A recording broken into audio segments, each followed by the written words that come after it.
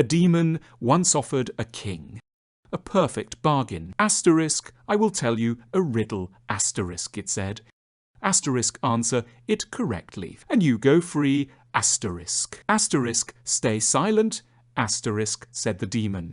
Asterisk, and you also go free, asterisk. Asterisk, but if you know the answer, and you do not speak it, your head will burst into 100 pieces, asterisk. The king did not yet understand that this was the cruelest bargain ever offered to a human being. This story comes from India, and it is very old. It was written down in Sanskrit more than 1,000 years ago. It belongs to a particular kind of story that India perfected long before the rest of the world.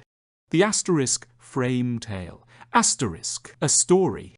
That is a basket for holding other stories. The whole cycle is called the Vetala Panchavimshati, the 25 tales of the Vetala. And a Vetala is a particular kind of spirit in Indian folklore, a being that haunts cremation grounds and inhabits the bodies of the dead. It is not quite a ghost. It is something older and stranger and far more clever. The king in the story is Vikramaditya, a legendary ruler, famous above all things for his wisdom and his sense of justice. He is the kind of king people came to from 100 miles away to have their disputes judged.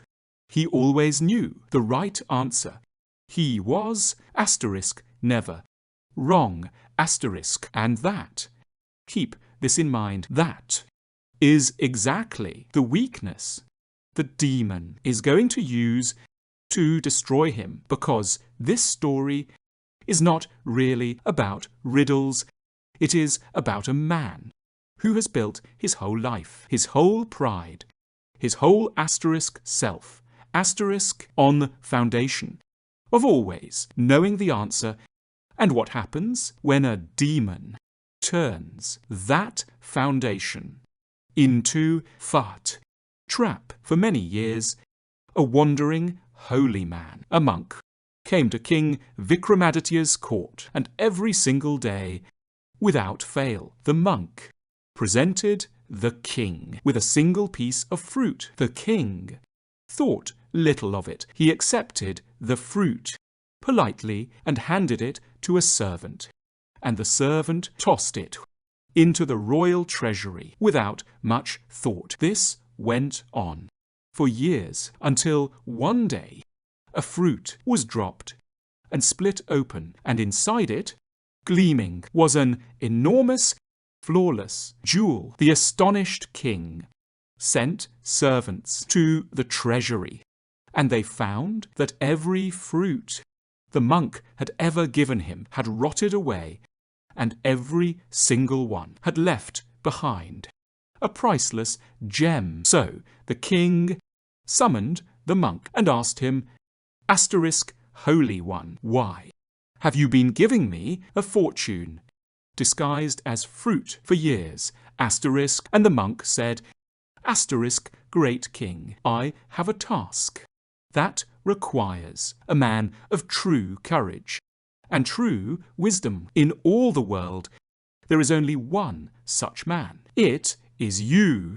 I have been paying you all these years for one single favor. Asterisk. Asterisk, name it. Asterisk, said the king. Asterisk, on the night of the new moon. Asterisk, said the monk. Asterisk, come alone to the great cremation ground at the edge of the forest, and there I will tell you what I need. Asterisk. On the night of the new moon, in total darkness, King Vikramaditya went alone to the cremation ground. It was not a gentle place. The cremation ground of an ancient Indian city was where the dead were burned. The ground was grey, with old ash. The trees were bare and twisted, and the king, brave as he was, walked carefully. He found the monk in the heart of that place, but the monk was no longer the humble figure from the court. He sat inside a circle, drawn on the ground, surrounded by skulls and small fires, muttering. And the king understood with a cold feeling that the monk was not a holy man at all. He was a sorcerer, and he was working some great and terrible spell. Asterisk, great king, asterisk, said the sorcerer. Asterisk, here is the task I have paid you for. Far from here, in the deepest part of this forest, there stands an ancient tree, and hanging from that tree is a corpse. I need you to go to that tree, cut down that corpse, and carry it back here to me. Carry it on your own shoulders, and whatever happens on the way, whatever you hear, whatever it says to you, you must not speak.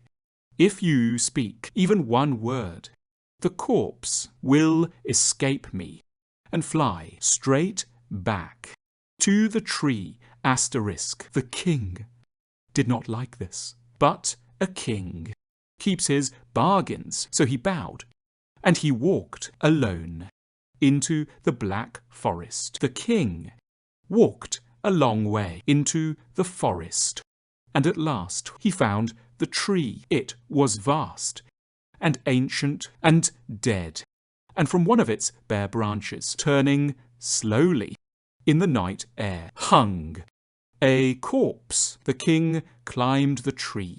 He cut the rope. The corpse fell to the ground with a heavy sound. The king climbed down, and he lifted the dead body up onto his shoulders, and he turned to begin the long walk back, and the corpse on his shoulders began to laugh, because the corpse was not empty. It was inhabited by a Vetala, a clever, ancient, mischievous spirit. And the Vetala now spoke cheerfully right into the king's ear. Asterisk, well, well, asterisk, said the Vetala. Asterisk, King Vikramaditya himself carrying me through the forest, like a porter. What a long, dull walk this will be for both of us. So let me make it interesting. Let me tell you a story. Asterisk. Asterisk, I will tell you a tale. Asterisk, said the Vetala. Asterisk, and at the end of it, I will ask you a question about who was right or who was wrong, or who is to blame. And here, great king, are the rules of our little game. Asterisk. Asterisk, if you do not know the answer to my question, then say nothing, and we walk on in peace. Asterisk. Asterisk, but if you do know the answer, if you, the wisest king in the world, the king who always knows, if you know the answer and you keep your mouth shut to obey the sorcerer, then asterisk. And here the Vetala's voice grew soft and pleased. Asterisk, then your head will break apart into 100 pieces.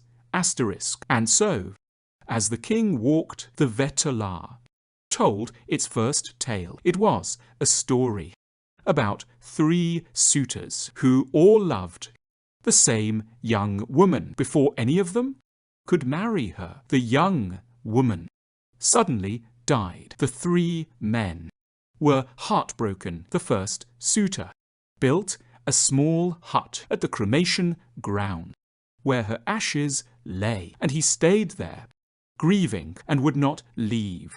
The second suitor gathered up her ashes and carried them to the holy river and became a wandering monk. The third suitor travelled the world and learned from an old book a powerful spell, a spell that could bring the dead back to life, and the third suitor returned, and the three of them gathered her ashes, and he spoke the spell, and the young woman rose up, alive again, as beautiful as she had ever been. And then, of course, all three men claimed her as his wife. Asterisk, so tell me, king. Asterisk, said the Vatala. Asterisk, the one who brought her back to life with his spell. Surely he is like a father to her, for he gave her a second birth, the one who carried her ashes to the holy river. He is like a son, performing her last rites, but the one who stayed and grieved at her ashes, faithful, never leaving. He behaved like a husband. So, which of the three men should marry the woman, asterisk, and the king, who had judged 10,000 disputes, who could not physically bear, to leave a clear question? Yun answered, the king opened his mouth. The king knew the answer. Asterisk, the man who brought her back to life, gave her a new birth, so he is her father. The man who carried her ashes to the holy river performed the duty of a son, but the man who stayed and grieved at her side, faithful, asking nothing, expecting nothing. He loved her as a husband loves, and so the faithful one, the one who stayed, he is the one who should marry her, asterisk. The king said it clearly, firmly, the way he had always said the right answer. He could not help it. Being right was who he, asterisk, was.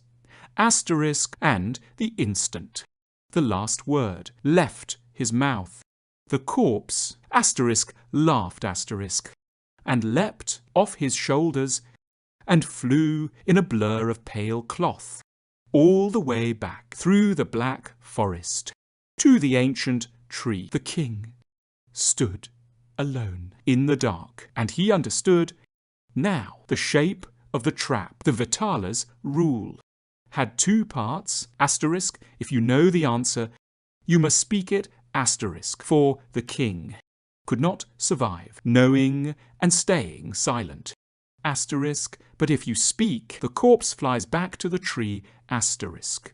So every time the king answered a riddle, every time he was asterisk, right, asterisk, he lost the corpse and had to walk all the way back through the forest and climb the tree and cut it down and lift it and start the entire journey over again. His wisdom was not saving him. His wisdom was the cage. The better his answers, the longer his torment. The king, who always knew, had been placed in a world where knowing was the punishment, and that is what happened again and again and again. 24 times the king carried the corpse. 24 times the Vetala told a story,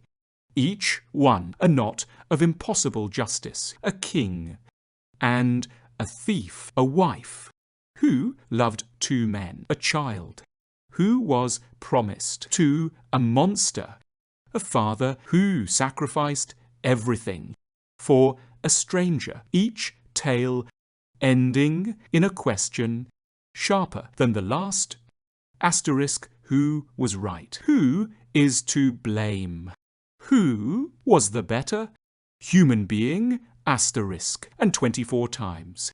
King Vikramaditya, because he knew, because he always knew, because his head would shatter if he knew and stayed silent, gave the correct answer, and 24 times the corpse flew laughing back to the tree, and 24 times the exhausted king turned around and walked back and climbed the tree and began again, and here is what the storytellers want you to feel by the 24th night. The king is not failing because he is stupid.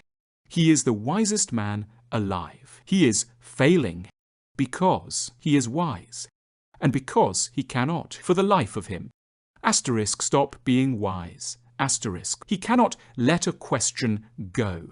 He cannot leave a fool uncorrected. He cannot stand in front of an unanswered riddle and simply walk past it his whole life. He had been praised for that, and the Vetelar had turned the thing he was praised for into an endless, grinding, inescapable night. And then came the 25th tale. The Vetelar told the king a final story, and this story was the cruelest and the most tangled of them all. A story so knotted, so balanced, that there was genuinely no clear answer. Every possible reply was both right and wrong. Every person in the tale was both innocent and guilty, and at the end of it, the Vetelar asked its question, and then it waited in the dark for the king to fall one last time into the trap. But King Vikramaditya did not answer. He walked on in silence, not because his head was safe, for if he knew and stayed silent, his head would still shatter. He walked on in silence for one reason, and one reason only. He did not know the answer. For the first time in his entire life, the king, who always knew, had been handed a question and found, honestly, truly, all the way down. Nothing. No answer. No certainty, only the puzzle, turning unsolved. And his head did not shatter because the demon's rule had never actually been answer or die. The rule had been if you know and stay silent, you die. And the one thing that could carry the king safely through to the end, the one and only key, was to come at last to a question and be able to say truthfully to himself, I do not know. His wisdom had been the trap and the first true honest I don't know of his whole life was the door. When the Vetelar understood that the king had finally, honestly, reached the end of his own knowing, the demon did a surprising thing. It did not flee. It did not laugh. It congratulated him. King, said the Vetelar. For 24 nights you have been my prisoner. And do you understand now what held you? It was not my spell. It was not the forest. It was your need to be right. You could not pass a single question without conquering it. You could not let one fool stay wrong. You believed that a wise man is a man with an answer for everything. And so you could not put me down, but tonight, said the Vetelar. You walk through the dark, carrying a riddle. You could not solve, and you did not pretend. You did not force an answer. You let the question simply be a question. And that, king, that, and not all your clever judgments, that is wisdom. Real wisdom is not knowing every answer. Real wisdom is knowing exactly the edge of what you know and being able to stand at that edge in peace. And then the Vetelar warned the king, the sorcerer. You are carrying me toward does not mean you well. When you bring me to him, he will ask you to bow down before me. Do not ask him to show you how. And when he bends to demonstrate, that is the moment to save your life, asterisk. And the king did exactly as the demon advised. He carried the corpse to the cremation ground. The sorcerer commanded him to bow. The king said humbly, asterisk, I am only a king. I do not know how. Show me, asterisk. And as the sorcerer bent down to demonstrate the bow, the king understood he had been saved by the demon and dealt with the sorcerer and walked out of that cremation ground alive. There is one last thing to know about this story. We tell it usually as a clever puzzle story. A king, a demon, 25 riddles, a fun, spooky frame tale from old India. But look again at the shape of the trap, because it is, I think, the most precise description of a real human prison that any storyteller has ever drawn. The king was not trapped by ignorance. We expect the smart man to escape, but the king was trapped by the asterisk opposite asterisk, by knowledge, by cleverness, by a lifetime of being the one with the answer. He could not put the corpse down because he could not let a question go unconquered every time. He proved how smart he was. The night got longer, and you know this trap. You have a version of it. The argument you cannot walk away from. The wrong opinion, online or across a table, that you physically cannot leave uncorrected. The need to have the last word, the final answer, the verdict. It feels like intelligence. It feels like being right, and it will keep you walking that black forest. All night the king went free.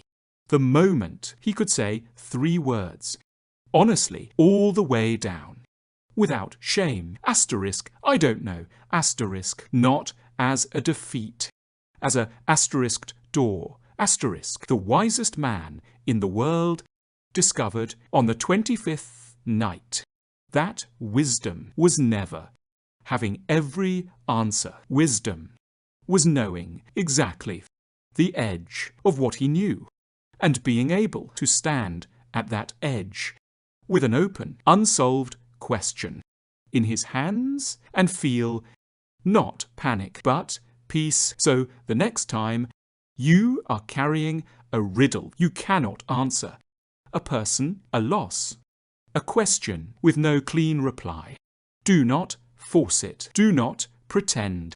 Just say the 3 words, asterisk, I don't know, asterisk, and feel the corpse go quiet on your shoulders. If you want more parables from the world's storytellers, sacred and secular, from every continent, subscribe. Every one of them is a riddle from a demon, and the wise thing is not always to answer it